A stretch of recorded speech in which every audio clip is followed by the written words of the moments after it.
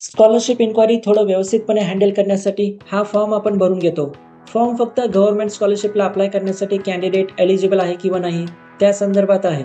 Scholarship मिळणे न मिळणे ही पुढची स्टेप आहे. त्याचा या फॉर्मशी काही संबंध नाही. हा व्हिडिओ बनवण्याचा उद्देश म्हणजे कॅन्डिडेटला फॉर्ममध्ये काय डिटेल्स भरणे अपेक्षित आहे आणि फॉर्म भरल्यानंतर पुढे काय होते त्या संदर्भात गाईड करणे आहे. इन्क्वायरी फॉर्म भरल्यानंतर सगळे डिटेल्स तपासून कॅन्डिडेटला फीडबॅक दिला जातो.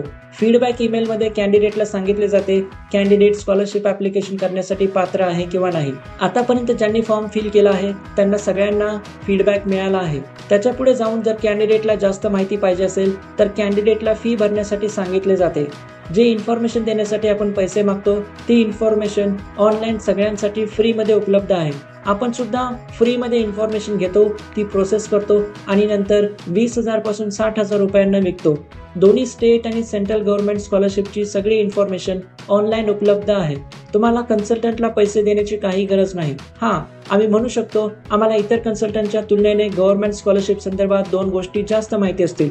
अर्थातच गेली 4-5 वर्षापासून स्टेट आणि सेंट्रल गव्हर्नमेंटच्या स्कॉलरशिप आपण करत आहोत. जवळपास सगळ्या कॅटेगरीच्या रिक्वायरमेंटवर आपण लक्ष ठेवून असतो. दरवर्षी किती कॅन्डिडेट सिलेक्ट झाले, कोणत्या स्टडी फील्डसाठी कॅन्डिडेट सिलेक्ट झाले, सिलेक्शनचा कट ऑफ काय राहिला, कुठल्या कॅटेगरीच्या किती सीट वेकंट गेल्या, स्कॉलरशिपचा रिझल्ट कधी लागला, सिलेक्ट झालेल्या कॅन्डिडेटची फंडिंग कधी रिलीज झाली, ही सगळी माहिती ऑनलाईन फ्रीमध्ये सगळ्यांसाठी उपलब्ध आहे. पूर्ण महाराष्ट्रात 2-3 हजार कन्सल्टंट असतील. सगळे फ्रीमध्ये इन्फॉर्मेशन देतात. फक्त आपणच इन्फॉर्मेशन देण्यासाठी पैसे घेतो आणि पैसे घेतल्यानंतर सुद्धा स्कॉलरशिप मिळेलच याची काही गॅरंटी नसते. आधीच्या व्हिडिओमध्ये आणि वेबसाईटवर त्याबाबत स्पष्टपणे सूचना दिलेली आहे आणि तरीसुद्धा इन्क्वायरी करायचीच आहे तर डिटेल्स पुढे सांगितल्याप्रमाणे भरा. इथे ईमेल ID टाकायचा आहे. हा जो व्हिडिओ दिलेला आहे तो फक्त थोड्या कालावधीसाठी असणार आहे. NT कॅटेगरीसाठी आपण सर्व्हिसेस फ्री देत आहोत. त्याच्यामध्ये कॅन्डिडेटच्या युनिव्हर्सिटीमध्ये ॲडमिशन करणे, स्कॉलरशिप असिस्टन्स, व्हिसा सर्व्हिस या सगळ्या गोष्टी फ्रीमध्ये मिळणार आहेत. 27 एप्रिल नंतर हा व्हिडिओ काढून टाकला जाईल. फ्री सर्व्हिसेस फक्त आपण NT साठीच देत आहोत.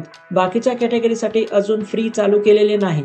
काही दिवसापूर्वी याच फॉर्मवर एक इन्क्वायरी आली होती. दिल्ली स्टेटमधून इन्क्वायरी होती. इन्क्वायरी पूर्ण रीड केली त्यावेळेस समजलं की दिल्लीमधून NT साठी कशी काय इन्क्वायरी येऊ शकते. पाठीमागच्या इन्क्वायरी चेक केल्या तर त्याच्यामध्ये एक कॅन्डिडेट सापडला ज्याने पहिल्या इन्क्वायरीमध्ये ॲक्च्युअल कॅटेगरी मेन्शन केली होती. मागितलेली इन्फॉर्मेशन फ्री सर्व्हिसेसमध्ये पडत नव्हती. कॅन्डिडेटला फी सांगितली त्यावेळेस कॅन्डिडेटचा रिप्लाय आला नाही. मग आता यावेळेस कॅन्डिडेटने आपली कॅटेगरी बदलली, नाव बदललं, ईमेल ID बदलला, फोन नंबर नाही दिला, पण स्टेट नाही बदललं. कॅन्डिडेट सेम आहे हे लक्षात कसं आलं तर दिल्लीमधून NT कॅटेगरीचा एकही कॅन्डिडेट आतापर्यंत स्कॉलरशिपसाठी सिलेक्ट झालेला नाहीये. कदाचित दिल्लीमध्ये NT पॉप्युलेशन नाहीये. इथं कॅन्डिडेटने सगळे डिटेल्स बदलले पण स्टेट नाही बदललं. अशा कॅन्डिडेटसाठी मला एक सजेशन द्यायचं आहे. तुम्ही आम्हाला फसवलं तर चालेल, काही हरकत नाहीये, पण कधी स्वतःला फसवू नका. पुढे तुमचे नाव टाका. फोन नंबर टाकणे ऑप्शनल आहे. टाकायचं असेल तर टाका किंवा नाही टाकला तरी चालेल. पुढे तुम्ही कुठल्या स्टेटचे आहात त्याची माहिती टाकायची. त्याच्या पुढे कॅटेगरी कोणती आहे त्याची माहिती टाका. बॅचलर डिग्री कशामध्ये आहे आणि किती पर्सेंटेज मिळाले ते टाका. तुमच्या कुटुंबाचे एकूण उत्पन्न किती आहे ते पुढे टाकायचे. युनिव्हर्सिटीमध्ये आधीच अप्लाय केले असल्यास त्याचे ऑफर लेटर आलेले आहे किंवा नाही त्याची माहिती टाकायची. जर ऑफर लेटर आले असेल तर कुठल्या युनिव्हर्सिटीचे ऑफर लेटर आहे, कुठल्या प्रोग्रामसाठी आलेले आहे आणि कुठल्या इंटेकसाठी आलेले आहे. आता प्रोग्राम कशासाठी पाहिजे तर सगळेच प्रोग्राम स्कॉलरशिपसाठी एलिजिबल होत नाही. जे प्रोग्राम भारताच्या इतिहासाबाबतीत असतील किंवा संस्कृती बाबतीत असतील अशा प्रोग्रामला स्कॉलरशिप मिळत नाही. पुढे जर स्कॉलरशिपबाबत तुमचे काही प्रश्न असतील तर लिहू शकता.